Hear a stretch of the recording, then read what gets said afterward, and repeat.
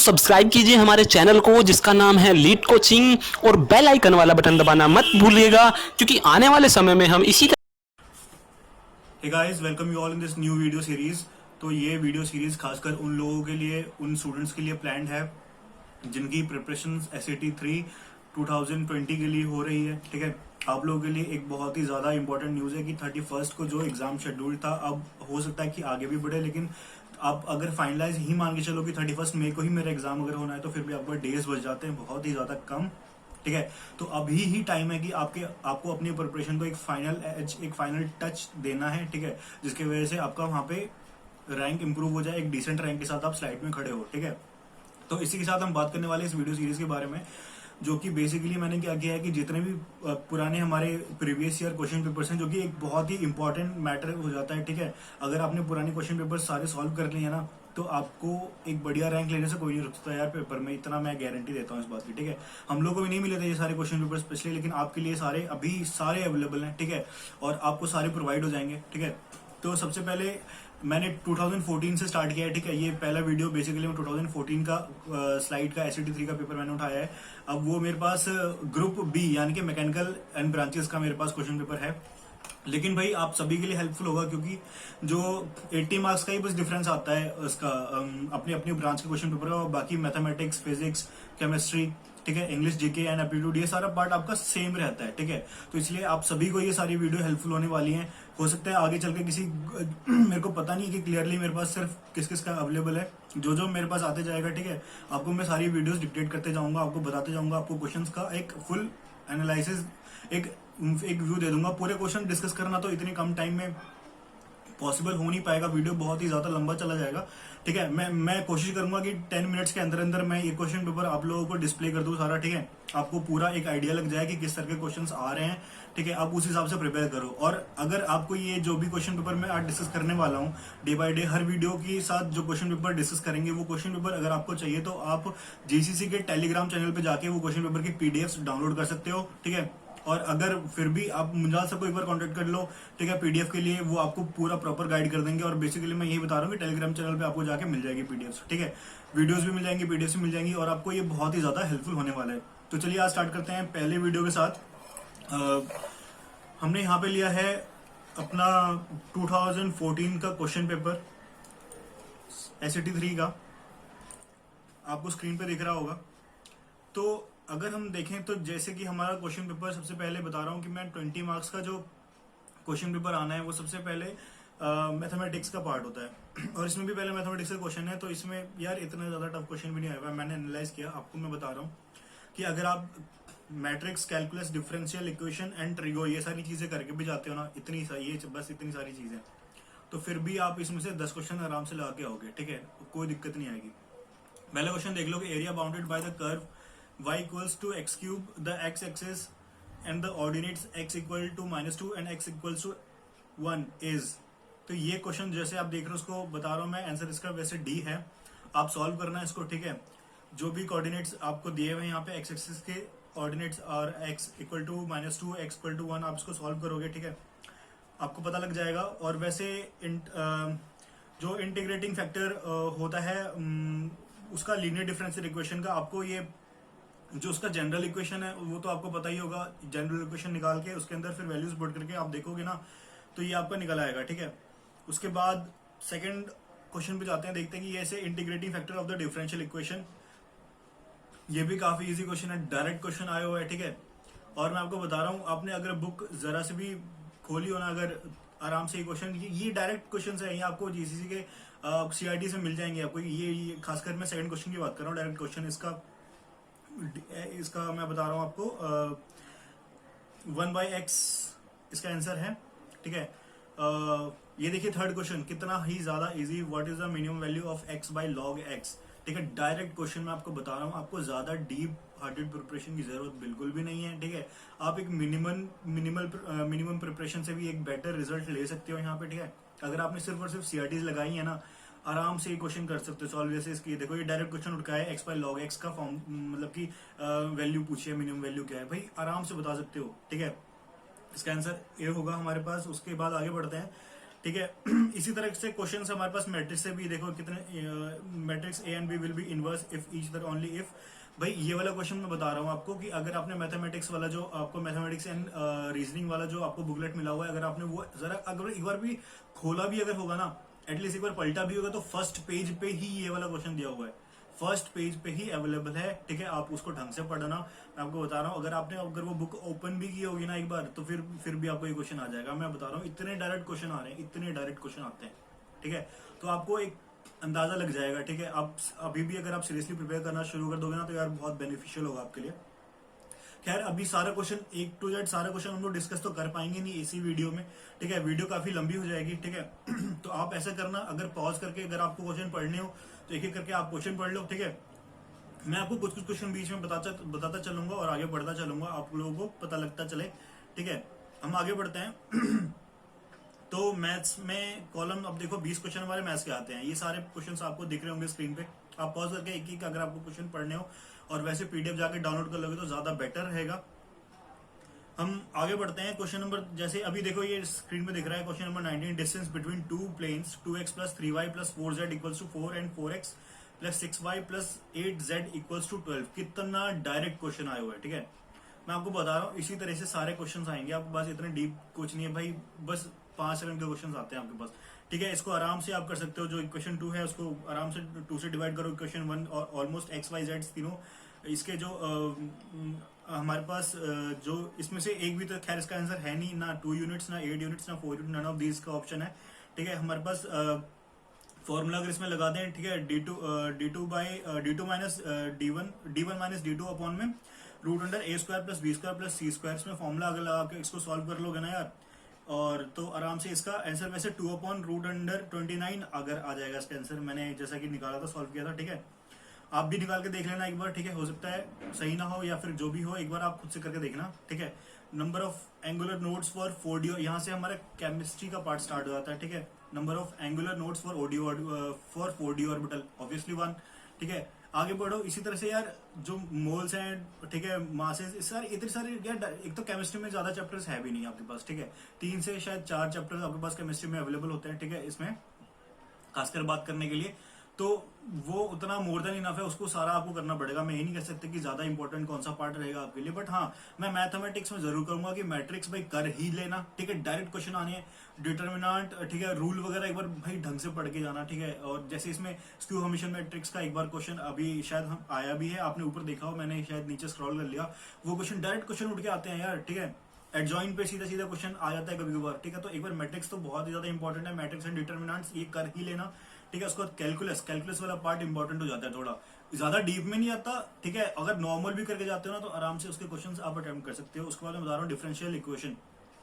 ठीक है, बहुत इंपॉर्टेंट है, एससीटी 3 के व्यू से मैं बता रहा हूँ आपको। और ट्रिगो में से भी डायरेक्ट क्वेश्चंस आते हैं, और इतने ज्यादा टफ क्वेश्चन नहीं आते ट्रिगो के भी। ठीक है, ये अगर ये चारों चैप्टर्स कम से कम ये चारों चैप्टर्स भी करके जा रहे हो ना, तो यार एक मैथ्स में एक अच्छा हो जाएगा आपका प्रिपरेशन। ठीक है, अच्छे अमाउंट ऑफ क्वेश्चन आप अटेम्प्ट कर पाओगे मैथमेटिक्स 20 वाले पार्ट में से। ठीक है, अगर मैथ्स अटेम्प्ट करना है तो, नहीं तो अगर मैं तो आपको पहले भी वीडियो में बता चुका हूँ ट्रिक की, अगर आपको मैथ्स अटेम्प्ट नहीं भी करना है, केमिस्ट्री नहीं भी करना है अटेम्प्ट, फिजिक्स नहीं अटेम्प्ट करना है, इंग्लिश एप्टीट्यूड वगैरह जीके नहीं अटेम्प्ट करना है, नो डाउट 80 क्वेश्चन आपका फ्री होते हैं। 80 में से अगर आपने 50 लगा दी ना अपने ब्रांच के भी सही, तो आप रहोगे मेरिट लिस्ट में। ये बहुत ही ज्यादा इंपॉर्टेंट ट्रिक है। ठीक है, कुछ नहीं कराना, सिर्फ पूरा टाइम डिवोट करो उस पर। ठीक है, आगे बढ़ते हैं हम। आगे देखा जाए, ये देखो सारे क्वेश्चंस आप देख रहे होगे अपनी स्क्रीन पे। देख, इसी में एक छोटा सा क्वेश्चन को डिस्कस कर लेते हैं। विच of the following has highest mass, question number 24 अगर देखें तो 20 gram of phosphorus, 5 mole of water. अब सारा एक बार कैलकुलेट कर लेना। ठीक है, मोल ऑफ वाटर दिया हुआ है आपका, number of moles into molecular mass आराम से मल्टीप्लाई करके आप निकाल लोगे इसका। ठीक है, उसके बाद 2 × 10⁻24 एटम्स ऑफ हाइड्रोजन। हाँ, इसमें कैसे निकालोगे आप यार, क्वेश्चन देखिए, कंफ्यूज ना होना जल्दी से। ठीक है, एवोगाड्रोस नंबर का भी इसमें यूज करना है। ठीक है, आपको पता ही होगा सारी चीजें, आराम से इसको निकाल के कैलकुलेट करके जो भी आंसर आए देख लेना अपने हिसाब से इसको। उसके बाद मैं आगे बढ़ता हूँ। एटॉमिक ये केमिस्ट्री के आपके पास 15 क्वेश्चन होंगे, यानी कि क्वेश्चन नंबर 35 तक आपका केमिस्ट्री दिया हुआ है। बॉन्ड्स भी देखो, क्वेश्चन नंबर 32 देखो, the molecules having 1 unpaired electron.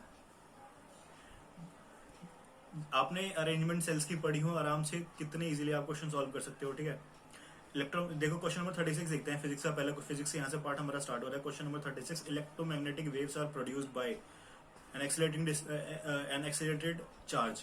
ठीक है, आपको मैं बता दे रहा हूँ ये। उसके बाद 36 का डी ऑप्शन है। उसके बाद बात करते हैं, ये देखो ये 38 ये बहुत ही रिपीटेड क्वेश्चन है और बहुत ही ज्यादा इंपॉर्टेंट भी होता है कहीं ना कहीं। A TV tower is 245 meter high, taking Earth's radius to be 6.4 into 10 to the power 6 meters. The TV tower coverage range. TV tower का कवरेज रेंज आपको बताना है। ठीक है, मैं आपको बता रहा हूँ कि ये इसमें ध्यान देने वाली चीज है कि जो आपको रेडियस दिया हुआ है वो यहाँ पे 6.4 इंटू 10 टू पावर 6 मीटर्स में दिया हुआ है। ठीक है, इसको किलोमीटर उसमें चेंज कर लेना। ठीक है, किलोमीटर में चेंज करके इस बार इसमें भी टावर इसमें आपको सबसे ज्यादा इंपॉर्टेंट ये हो जाता है कि जो रेडियस है, रेडियस आपके पास होना चाहिए। उसके बाद जो डिस्टेंस यानी कि हाइट ऑफ टावर है, हाइट ऑफ टावर आपके पास वो भी इंपॉर्टेंट होना चाहिए। और दोनों को आप किलोमीटर में चेंज कर लेना। ठीक है, root under 2 into R into H में भी शायद यही फॉर्मूला है। इसी फॉर्मूले से आपका ये निकलता है। मैंने कैलकुलेट किया 56 किलोमीटर मेरा आंसर आ रहा था। ठीक है, उसके बाद चलो आगे बढ़ते हैं। ये देखो 39 क्वेश्चन, ये भी थोड़ा सा इंटरेस्टिंग क्वेश्चन है। ठीक है, in a frequency modulated wave amplitude varies with time, frequency varies with time, amplitude and frequency both varies with time, या फिर the amplitude and frequency both are steady. बहुत इंटरेस्टिंग क्वेश्चन है। तो अगर हम फ्रीक्वेंसी मॉड्यूलेटेड वेव की अगर बात करते हैं तो उसमें frequency of the carrier varies in accordance with the modulating signal, यही होता है शायद। ठीक है, मॉड्यूलेटिंग सिग्नल के साथ वेरी करता है हमारा क्या फ्रीक्वेंसी। तो इसमें दिया हुआ है ये बी क्वेश्चन तो देख रहे होगे आप, फ्रीक्वेंसी वेरीज विद टाइम। ठीक है, फिर ए क्वेश्चन ए वाला पार्ट, ए ऑप्शन अगर देखो एम्पलीट्यूड वेरीज विद टाइम, नहीं तो ये शायद नहीं, एम्पलीट्यूड शायद वेरी नहीं करता है इसमें। और तो इस हिसाब से देखें अगर, तो हमारे पास ऑप्शन बी रह जाता है। बी ऑप्शन ही होगा सही इसका। ठीक है, उसके बाद अगर आगे बढ़े, ठीक है, क्वेश्चन नंबर चलो ये भी देख लो। The phenomenon of diffusion occurs in, भाई देख रहे हो आप फिजिक्स से अगर जरा सा भी थोड़ा सा भी अगर ध्यान दिया, और कितने डायरेक्ट क्वेश्चंस एकदम उठ के आपके पास आ रहे हैं। ठीक है, ये देखो Boyle's law is applicable for an obviously isothermal process. ठीक है, तो यार एकदम आपके पास सब्जेक्टिव क्वेश्चन तो है ही नहीं, एकदम आपको देखना है और टिक लगाना है, ऐसे क्वेश्चन है। और ऐसे क्वेश्चन की प्रैक्टिस कब होती है, अगर आपने सीआरटी वगैरह, मैं फिर से रिपीट कर रहा हूँ और ये चीज मैं 1000 बार अगर वीडियोस में बोलना पड़े तो मैं बोल के ही जाऊंगा कि सीआरटीज वगैरह और जितने आपके पास अपने ब्रांच के क्वेश्चन वगैरह भाई सारे लगाते रहना, सारी उसकी प्रैक्टिस कर लोगे। मेरे को अभी ये क्वेश्चन था, मैंने ये वाला क्वेश्चन बेसिकली देखा नहीं था, अभी देखा, मेरे को याद आ गया, मैंने लगाए हुए थे यार डायरेक्ट, मेरे को अभी तक याद आ रहे हैं क्वेश्चन। ठीक है, बॉयल्स लॉ के क्वेश्चन हमने कितने सारे किए और कितने सारे सीआरटीज में हमारे वो क्वेश्चन आए हुए हैं। ठीक है, आराम से याद आ रहा है चीजें और बहुत ही इजीली आपका प्रिपरेशन हो जाएगा अगर ऐसे करोगे तो। ठीक है, जैसे आप वीडियो पॉज करके देखते रहना, क्वेश्चन नंबर 1 जो भी आपको पढ़ना हो डिटेल पढ़ लेना यार, एक एक क्वेश्चन डिस्कस करना। अभी वीडियो लगभग 10 से 12 मिनट का हो गया होगा। ठीक है, तो बहुत ही लंबा वीडियो खिंच जाएगा, पूरा कंप्लीट एनालिसिस में तो लगभग 1 घंटे से ऊपर ही लग जाएगा। ठीक है, क्वेश्चन पेपर सॉल्व करने के लिए भी तुमको 2.5 घंटे मिलते हैं यार।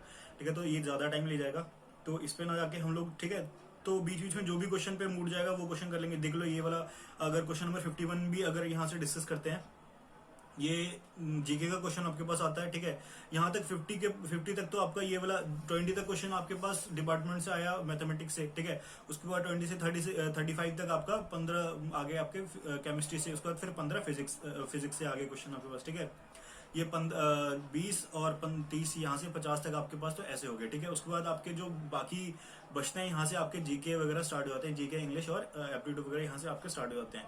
तो सबसे पहले क्वेश्चन ही देख लेते हैं उठा के, to prevent recurrence of scams in Indian capital market the government of India has assigned regulatory power to. अब ऑब्वियसली कोई भी जो नॉर्मल इंजीनियरिंग बैकग्राउंड का स्टूडेंट होगा जीके क्यों पढ़ रहा होगा यार। ठीक है, आपको ये रेगुलेटरी जो असाइन पावर्स है उसके बारे में कैसे ही पता होगा ना, कोई भी इंस्टीट्यूट का गवर्नमेंट ने किसको असाइन किया। लेकिन यहाँ पे ना थोड़ा सा प्रेजेंस ऑफ माइंड आपका काम करता है। ठीक है, देखो मेरे को क्वेश्चन पढ़ के मेरे को क्या आइडिया है मैं बता रहा हूँ आपको। इसमें जो ऑप्शन दिए हुए ना वो बहुत ही ज्यादा इंटरेस्टिंग है। जैसे कि देखो कि to prevent recurrence of scams in Indian capital market the government of India has assigned regulatory powers to A IDBI, B RBI, 3 SBI and D SEBI. तो इसमें से यार रेगुलेटरी पावर्स किसी बैंक को तो गवर्नमेंट देगी नहीं ना, किसी एक ऑथराइज बॉडी कोई अलग से अपना बॉडी बना के उसी को गवर्नमेंट ये सारे जो पावर्स है वो देगी। तो आईडीबीआई बैंक का ही नाम है, आरबीआई भी बैंक का ही नाम है। ठीक है, एसबीआई भी बैंक का ही नाम है, तो ऑब्वियसली एसईबीआई इसमें हम लगा सकते हैं।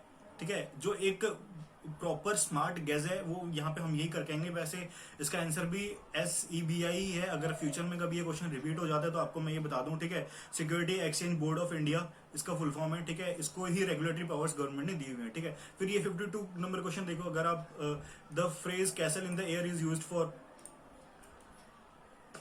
कैसल इन द एयर हवाई किले बनाना, ठीक है। तो अब इडियम्स एंड फ्रेजेस अगर आप थोड़ा सा अगर नॉलेज लेके जाओगे ना तो बहुत ही इजीली सॉल्व हो जाएगा।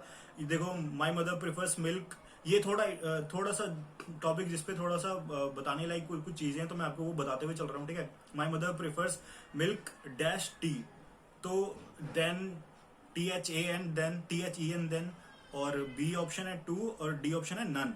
तो इसमें थोड़ा सा एक ट्रिक काम आता है, मैं आपको बता दूं फ्यूचर में भी जो आपके पास कुछ क्वेश्चंस आएंगे उसमें ये ट्रिक काम आएगा। जो THAN देन है, THAN देन जो हमारा ए वाला है ऑप्शन, THAN देन, तो उसमें हम बेसिकली ये THAN देन का यूज करते हैं बेसिकली कंपैरिजन में, ठीक है। जहां पे हमारे पास इंग्लिश कंप्रीहेंशन में अगर हमारे पास कंपैरिजन कुछ आ रहा है तो उसमें अगर THEN देन यूज करेंगे तो गलत हो जाएगा, लेकिन वहां पे हम THAN देन यूज करते हैं। और THEN देन हम कहाँ यूज करते हैं, फिर THEN देन हम एक्सप्रेस उन सेंटेंस को एक्सप्रेस करने के लिए यूज करते हैं जो टाइम के साथ रिलेट करते हैं, ठीक है। तो ये चीज समझ में आ गई आप लोगों को, तो ऑब्वियसली तो फिर यहाँ पे आपको पता लग जाएगा अपने आप कि क्या होना चाहिए हमारे पास answer. The my mother prefers milk, THAN than tea, यहाँ पे कंपैरिजन हो रहा है, ठीक है। उसके बाद आगे चलते हैं। I dash swim this river when I was young, good, obviously, ठीक है। तो आप थोड़ा सा अगर बेसिक भी नॉलेज लेके जाओगे ना यार, बेसिक आराम से 50 क्वेश्चन MCQ बना लेना, एक बार लगा देना, ठीक है। तो आराम से ये चीजें निकल जाएंगी, ठीक है। उसके बाद आगे हम बढ़ते हैं। क्वेश्चन नंबर देख लिए, अगर ये देखिए सीरीज के ऊपर आपके पास क्वेश्चन आ गया। ये थोड़ा सा आपके पास एप्टीट्यूड से क्वेश्चन, ये देखें 15 क्वेश्चन नंबर 58 अगर देखें तो सीरीज के ऊपर आपके पास क्वेश्चन आ गया। The next number in the series 2, 5, 10, 17, 26 is, तो ये बहुत ही इतना ज्यादा टफ भी नहीं है, ठीक है। उसके बाद देखो अगर ये क्वेश्चन नंबर 60, थोड़ा सा यार जीके के इतने टफ भी क्वेश्चन नहीं आ रहे हैं, मैं आपको देख के बता रहा हूँ एनालाइज करके। मैंने 2014 का क्वेश्चन मैंने भी पहली बार ही देखा है आज, ठीक है। On kidney failure blood is purified bye biopsy, endoscopy, angiography और डायलिसिस, ऑब्वियसली सभी को पता है अभी, ठीक है। किडनी फेलियर पे जो भी किडनी पेशेंट्स का यूज करते हैं वो डायलिसिस का यूज करते हैं, ठीक है, प्यूरिफिकेशन ऑफ ब्लड के लिए। किडनी हमारा ब्लड प्यूरिफाई करता है, ठीक है। उस पर आगे बढ़ते हैं।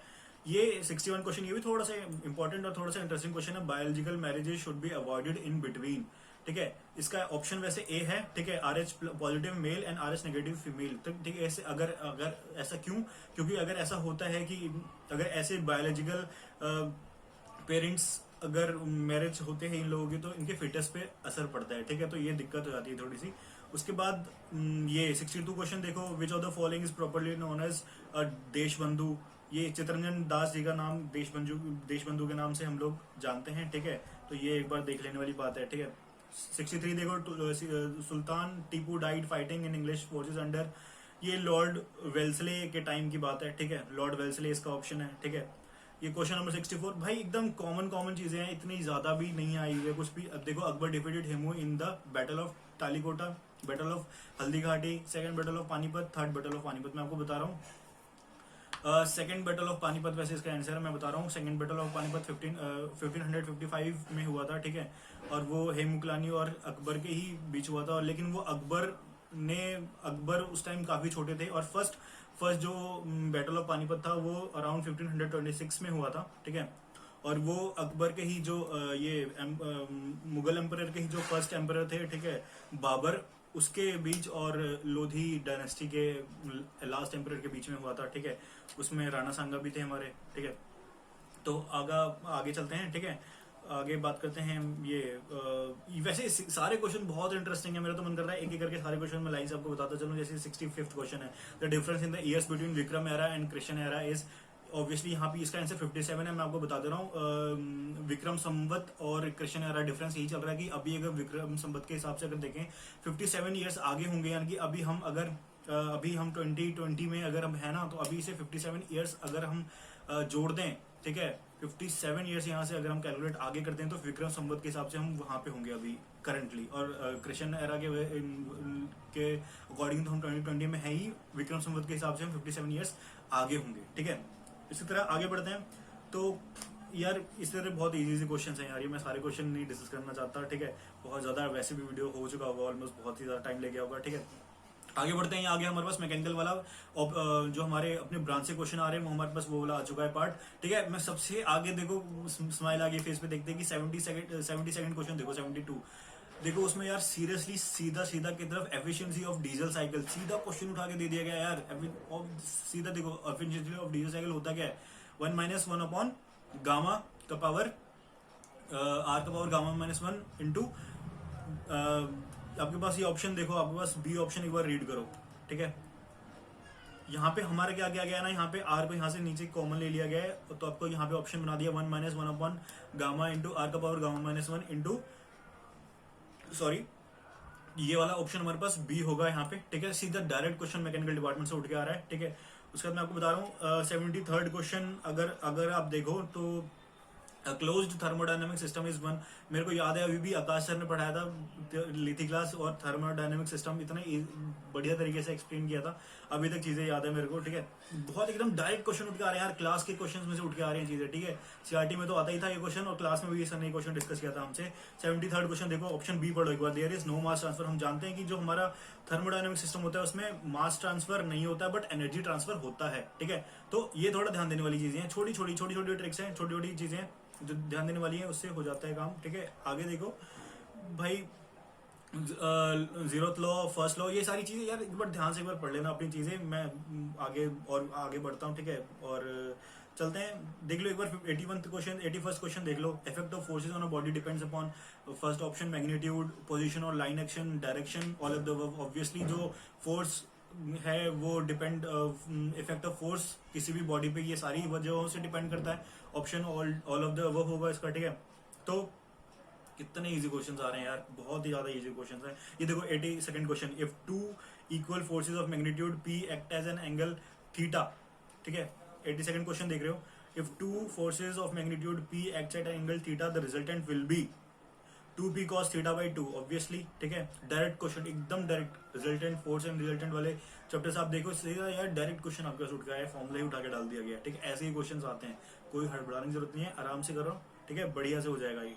देखो हुक्स लॉ से एक क्वेश्चन सीधा उठ के आ गया। अगर आपको ग्राफ याद हो हुक्स लॉ का ग्राफ अगर आपको थोड़ा सा भी याद हो, ठीक है, मैं आपको बता रहा हूँ कि जो हमारे पास प्रोपोर्शनैलिटी लिमिट होता था, ठीक है, जिसके बाद ग्राफ चेंज, यहाँ तक तो हमारा एकदम स्ट्रेट आता है लाइन, ठीक है।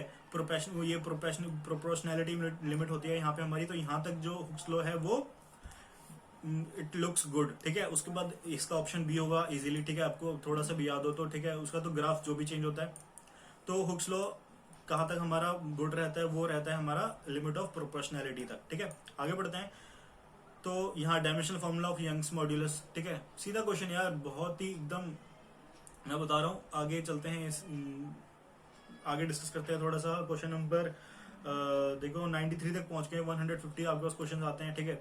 आप देखते रहना एक बार पॉज करके स्क्रीन, ठीक है। मैं स्क्रॉल करता चल रहा हूँ, ठीक है। जो क्वेश्चन मेरे को बीच में लग रहा है कि एक बार डिस्कस कर लेना चाहिए, मैं कर ले रहा हूँ डिस्कस। उसके बाद आगे चलते हैं, सीधा सीधा आगे बढ़ेंगे, ठीक है। यहाँ पे ये देखो, when two springs are connected in series having stiffness equal to K then equivalent stiffness will be, यार एकदम सीधा सीधा करेक्ट सीधा क्वेश्चन है आपके पास। यहाँ से थोड़ा सा देखो, ये देखो, fluid is a substance that can not be subject to shear force, ठीक है। Option B always expands. Question number 101 हम लोग डिस्कस कर रहे हैं, ठीक है। क्वेश्चन नंबर 101 अगर देखें तो देखो, फ्लूइड इज सब्सटेंस, मैं आपको बता रहा हूँ ये क्वेश्चन ना रिपीट होते हैं, इसलिए मैं इन क्वेश्चंस पर रोक रहा हूँ, ठीक है। ये क्वेश्चन फ्लूइड वाला क्वेश्चन आपको देख लेना, आगे भी रिपीट होगा कहीं ना कहीं, और ये सीआरटीज में भी हमने बहुत सॉल्व किया क्वेश्चन, तो एक बार देख लेते हैं। Fluid is a substance that can not be subjected to a shear force, always expands until its fills any container, has the same shear stress at a point regardless. D cannot be remain at rest under action of any shear force. D इसका option है, ठीक है। cannot remain at rest under action of any shear force, ठीक है। obviously property of ये देखो, उसके बाद a fluid is said to be idle, ये बहुत ही रिपीटेड क्वेश्चन है, आपको मैं बता रहा हूँ फिर से, इसको भी एक बार ढंग से ये बाय हार्ट कर लेना यार, ऐसे क्वेश्चन तो बाय हार्ट करके जाना, मैं बता रहा हूँ। ऑब्वियसली आइडल फ्लूइड किसे बोलेंगे, इनविस्कस एंड इनकम्प्रेसिबल, ऑब्वियसली, ठीक है। 103 ऑप्शन डी, ठीक है। और उसके बाद एक बार ये भी मेरे को याद है, gauge pressure, is equal to absolute pressure, atmospheric pressure. Sir ने पूरा एक डायग्राम बताया था क्लास में यार, एक बार ढंग से अपने क्लास नोट्स देख लेना, ठीक है। सारे क्वेश्चन एकदम डायरेक्ट क्वेश्चन आ रहे हैं। बायोएनसी के ऊपर क्वेश्चन आया हुआ है, ठीक है। आगे बढ़ते हैं, ठीक है। डक्टिलिटी ऑफ मेटल, डक्टिलिटी पे मैकेनिकल प्रॉपर्टीज एक बार ढंग से पढ़ के चले जाना आप लोग, ठीक है। कास्ट आयरन के ऊपर पिग आयरन, ठीक है, रॉट आयरन, ये सारी चीजें भी एक बार देख लेना। कंपोजिशंस वगैरह इसके एक बार ढंग से देख लेना। हार्डनेस ऑफ स्टील, ठीक है, कैसे हार्डनेस ऑफ, ये क्वेश्चन नंबर अगर 115 अगर हम देख लें, देखो ये देखो question number 115, hardness of steel depends upon amount of carbon content, पहला ही ऑप्शन, ठीक है। मैं बता रहा हूँ obviously hardness of steel depend ही उस चीज पे करता है कि कितना कार्बन कंटेंट उसके अंदर है, ठीक है। उसके बाद ये देखो solder is an alloy consisting of, ये एक बार सोल्डरिंग आयरन वगैरह, एक बार सोल्डर अलॉय जो भी है, एक बार उसके कंपोजिशंस आपको उसी में मिल जाएंगे। मेटलर्जी में भी थोड़ा मिल जाएगा नोट्स में आपको, ठीक है। वो एक बार देख लेना ढंग से एक बार, ठीक है। ये चीजें थोड़ा अलग है, थोड़ा एक बार अगर हो तो देख के जाना, नहीं तो इसके अलावा भी ऐसे क्वेश्चन है तो आप मैकेनिकल ये चीजें अगर मेटलर्जी नहीं भी करके गए ना तो भी अटेंड करके आराम से आओगे, ठीक है। तो घबराने की जरूरत नहीं पड़ेगी वहां पे। ये देखो ठीक है, आगे देखते हैं। अब पॉज करके एक बार देख लेना यार वीडियो, ठीक है। मैं आगे चलता हूँ, वीडियो काफी ज्यादा लंबी हो रही है, ठीक है। और देख लेते हैं एक बार।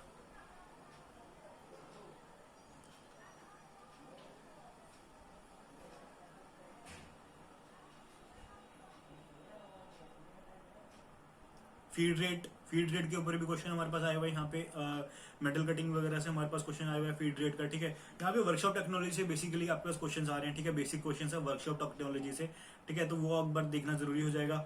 और प्लेनर मशीन के ऊपर आपका क्वेश्चन आया तो एक बार वर्कशॉप टेक्नोलॉजी भी पढ़ लेना एक बार। ये मैं बता रहा हूँ आपको, थोड़ा से बेसिक टॉपिक्स देख के चले जाना एक बार वर्कशॉप टेक्नोलॉजी के भी। अगर आप थोड़ा सा अगर डिसेंट रैंक के साथ, मैं फिर से आपको बता रहा हूँ, वहाँ पे अगर TFW डिशन फी वेवियर के साथ वहाँ पे रहना चाहते हो, एक तो है कि बिना TFW के जाना चाहते हो तो फिर इतना डीप में करके जाने की जरूरत नहीं है। सिर्फ ऊपर से अपने ब्रांचेस के क्वेश्चन CRTs वगैरह लगा के चले जाना। अगर TFW के साथ ही वहाँ पे जाना चाहते हो तो भाई थोड़ा सा एक एक्स्ट्रा एज खुद के साथ लेके जाना पड़ेगा वहाँ पे एग्जामिनेशन सेंटर में, ठीक है। तो ये सारी चीजें हैं और बाकी वही नॉर्मल क्वेश्चन है सारे, ठीक है। आप एक बार देख लो। और अगर इसकी PDF में आपको फिर से रिपीट कर दे रहा हूँ, ये यहाँ पे हमने थोड़ा सा एक बहुत ही शॉर्ट में डिस्कस कर लिया है। ऑब्वियसली क्वेश्चन पेपर आपको आइडिया लग गया होगा यार कि यार क्या क्या क्वेश्चन आ रहे हैं और किस तरह से आ रहे हैं, कितने डायरेक्ट क्वेश्चन आ रहे हैं, ठीक है। तो ये सारी चीजें हैं हमारे पास। और अगर आपको ये वाला जो भी हमने क्वेश्चन पेपर आज डिस्कस किया है उसकी अगर आपको PDF फॉर्म चाहिए तो सीधा आप GCC के टेलीग्राम वाले लिंक पे चले आना, टेलीग्राम चैनल पे, वहां जाके आपको ये सारी PDFs अवेलेबल हो जाएंगी, ठीक है। तो thank you for watching this video, wish you all the best and keep watching. आगे इसके बाद हम लोग 2015 का लेके आने वाले हैं, ठीक है, एनालिसिस। तो वो एनालिसिस एक बार आपको नोटिफिकेशन आ जाएगा, होपफुली बहुत ही जल्द वो एनालिसिस आ जाए, ठीक है। तो तब तक जुड़े रहें, ठीक है। आपको ये चीजें बहुत ज्यादा हेल्प करने वाली है आगे चल के, ठीक है। क्योंकि अभी लास्ट मोमेंट पे अगर आप क्वेश्चन पेपर ढंग से ही करके चले जाओ ना, जो भी रिपीटेड क्वेश्चन आए हुए हैं, रिपीट होते हैं क्वेश्चन, जो भी पहले क्वेश्चन आए हुए हैं और जो भी आपके अपने क्लास में क्वेश्चन चल रहे हैं, CRTs में क्वेश्चन चल रहे हैं, बस एक बार यही वाला इसी दायरे में क्वेश्चन करके जाओगे ना तो आराम से क्वेश्चन हो जाएंगे सारे, ठीक है। All the best, thank you for watching this video.